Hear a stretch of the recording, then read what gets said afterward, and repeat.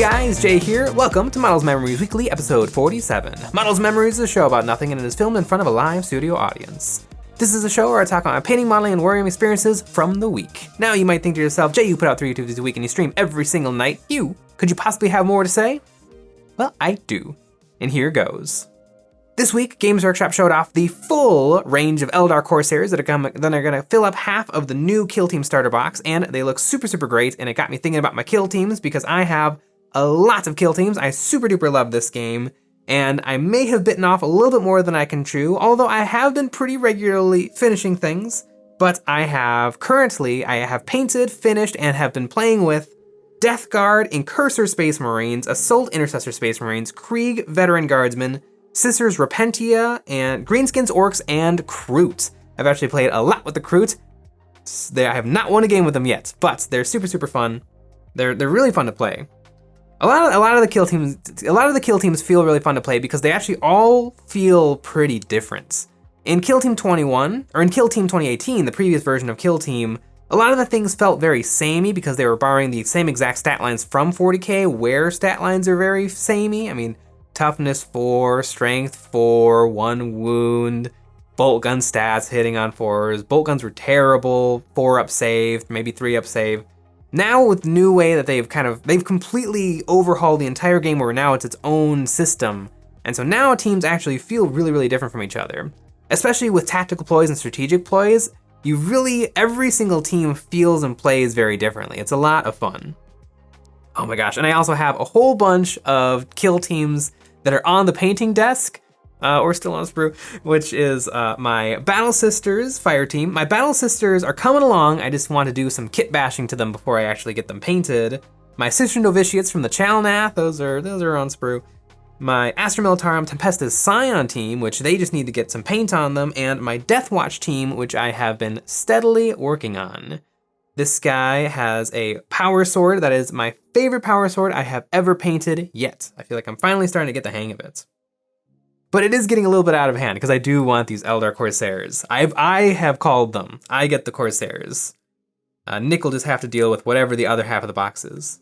But let's take a look at these Corsairs. At LVO, they showed off one model, and I think they picked by far the worst one to show off, and that is the guy with the bird.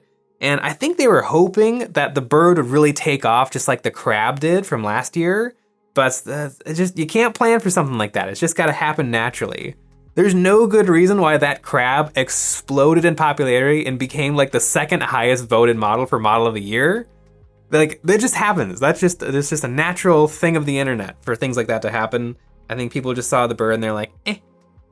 But I think that model looks really, really good alongside the other Corsairs. And these guys are so, so dope. I'm not that big a fan of the Eldar, but these are like all of the best possible bits of the Eldar all put together.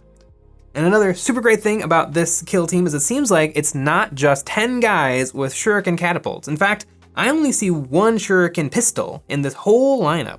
But we got a ranger with the ranger rifle, which is super, super cool because the Rangers are actually one of the better options for Eldar in Kill Team from the Compendium, but taking an entire fire team of them is kind of because of that heavy gun, but I feel like just having one around is really, really great. And then we've got some sort of a gunslinger with a shuriken pistol, and I forget the name of that pistol, but I think it's essentially a Melta. And then we've got a warlock, which is super, super cool, so hopefully he'll have some psychic shenanigans, and a guy with a Dark Eldar Shredder rifle, which is super, super neat.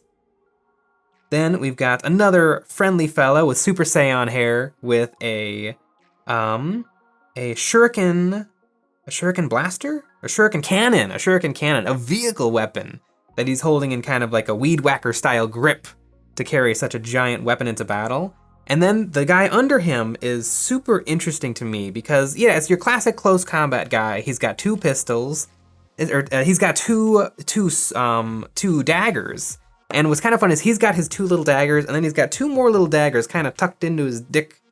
But he's really, really fun. But on his back, you can kind of see that he has a Warp Spider Warp Jump Pack. So I can't wait to see what kind of rules he's got, because in Kill Team, it's kind of hard to get things into close combat. you have an 8-inch charge, and you can't really supplement that with movements, because if you make a charge move, you can't make a normal move or a dash move. And so you're kind of stuck hoping that something wanders within 8 inches of you. Or if you can get him to with 8 inches and then the other person doesn't move away or charge you first, it's a little challenging, so I can't wait to see what kind of rules they come up with for warping around the battlefield. I hope currently a rule exists where, and it exists in a couple of different factions. The Orc Commandos can do it, the Genestealer Cult can do it, where you can set up one operative anywhere on the battlefield that's more than 6 inches from your enemy's deployment zone, or for enemy operatives, and then it also has to be within 3 inches of heavy terrain, which is it's pretty good, but it's kind of limiting, and it does cost you some of your action, or it does cost you some of your points. And so hopefully this is a little bit more baked in, where they just get to do a thing, as opposed to having to spend your points to do a thing. But that guy is super, super interesting to me. I can't wait to see his rules. And then we've got the leader with a nice power sword and, what is that pistol? It's the Harlequin pistol. I forget the name of it, but super, super cool. Again, I love that none of them just have shuriken catapults. The shuriken catapult is not the worst gun. It's a bit better than a bolt gun, but I mean, I'd much rather have a whole bunch of other unique, more interesting weapons than just a whole bunch of shuriken catapults.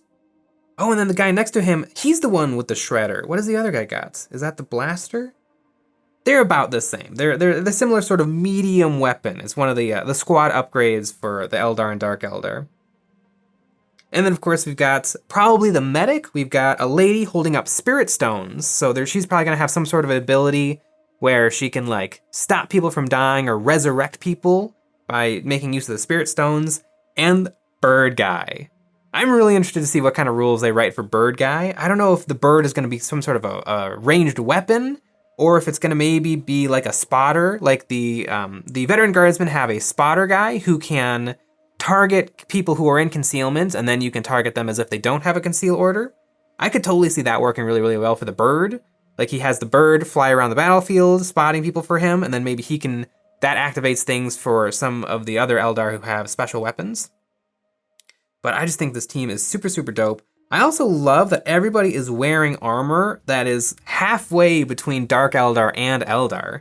I mean, the Warlock has a classic Eldar helmet, and then there's another guy who has a classic Dark Eldar helmet.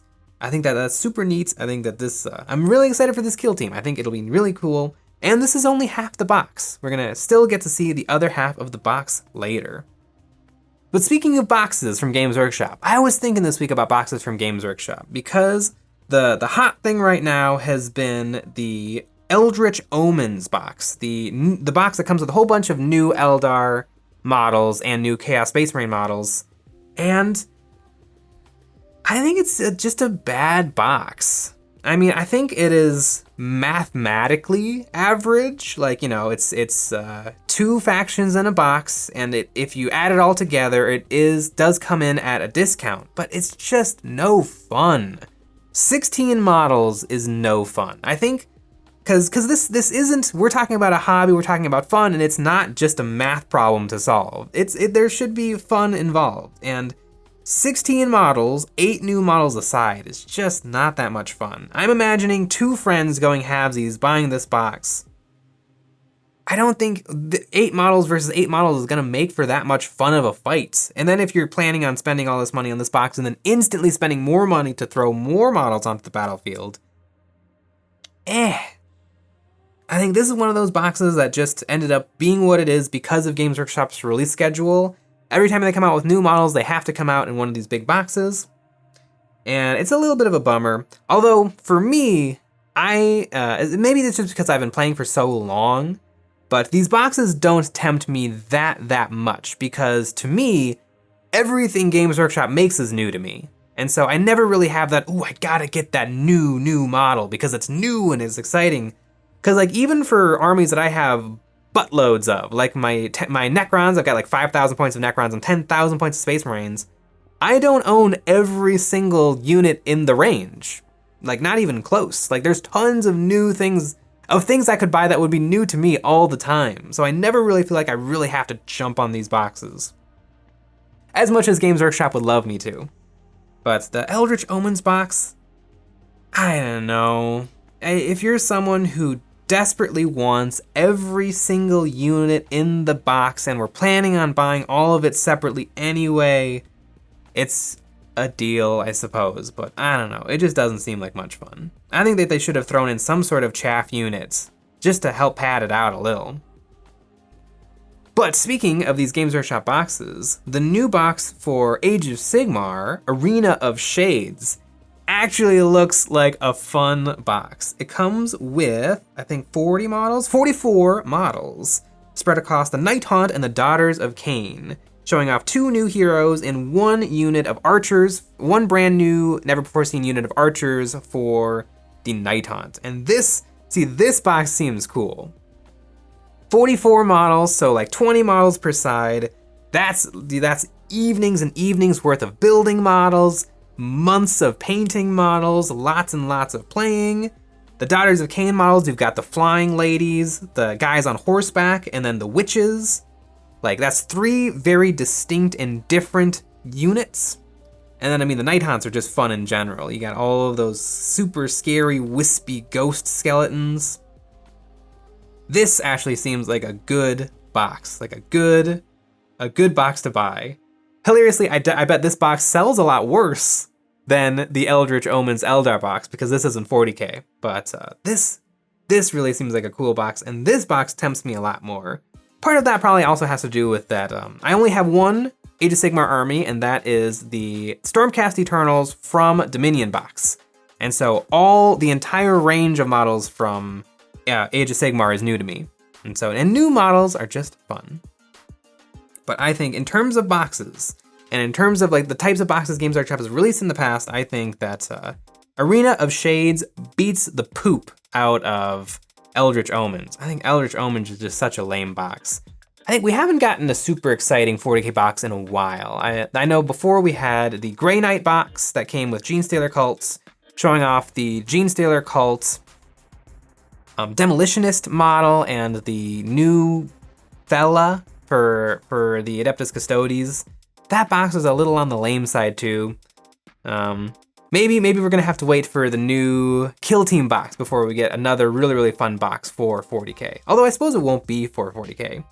But there is a rumor going around that the other half of the Eldar Corsair Kill Team box is going to be Chaos, and that means that we're gonna have Eldar and Chaos in the same box, so what kind of terrain are we gonna get? With Orcs and Veteran Guardsmen, we got Orc terrain, and with Sisters of Battle and Tau, we got we got Imperium terrain. So what kind of a terrain are we gonna get for the Eldar? Because I feel like Eldar terrain would be really cool, and Chaos terrain would be really cool. So how is Games Workshop gonna manage to avoid both of those and give us something that's just kind of fine? Like, I wonder if they're gonna bite the bullet and actually make something really cool, or if they're going to recycle something that already exists. If I had to put money down, I'd say they're probably gonna recycle the Eldar, like, overgrown jungle terrain that came out a while ago, and I think maybe is still available, but it's got like spiky plants, mushroom plants, viney plants, and a bush, and like 2 pieces of Eldar scenery that have vines growing on them. It's kind of cool terrain. It'd probably be nice to have, because natural terrain is kind of hard to come by. Usually most terrain is just buildings. But that's what I bet we get, but I would love to see new Eldar buildings or new chaotic buildings. I think that would be absolutely dope. And speaking of things that are absolutely dope, you might have noticed this t-shirt. We have merch! We have this design, the futuristic space soldier, and we have one more design, Say No to Pots, making fun of a certain company's paint container. But we have these shirts. You can find the link to our website linked in the description below. It is a great way to support us. And if shirts aren't your thing, we also have a Patreon with lots of fun content, including terrain STLs, a weekly hobby hangout, and 1 exclusive episode of Eons of Battle a week. But with that said, let me know in the comments below what you think of the Eldritch Omens box. Please vindicate me, because I think this box is super lame. I really do. I like I like all the new models in it. I think they're all individually cool, and like, I think the Warpsmith, the Chaos Warpsmith, looks like it would be a really fun model to have in paints. But just having all of these models crammed into the same box just doesn't do anything for me. I don't know. Maybe I'm just being a negative Nelly, or maybe I'm absolutely right. Please let me know in the comments. But as always, thanks for watching.